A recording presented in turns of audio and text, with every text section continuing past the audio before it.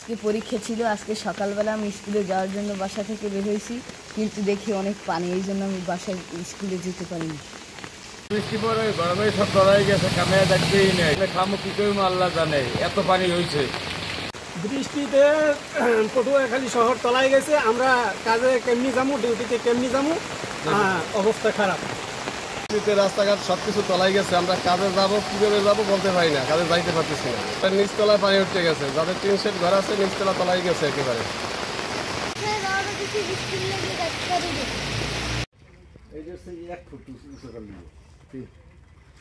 এই যে বন্যা এই দিয়েছে না, 1 ফুট উঁচু করলে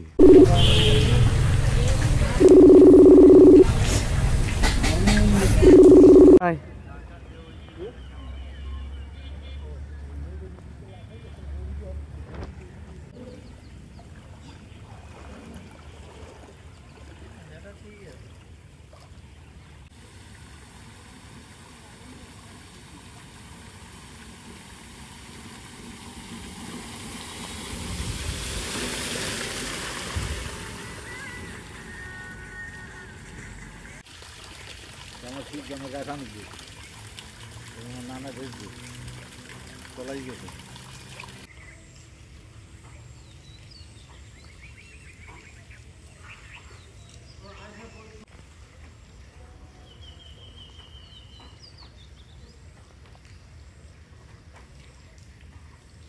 हमारे साथ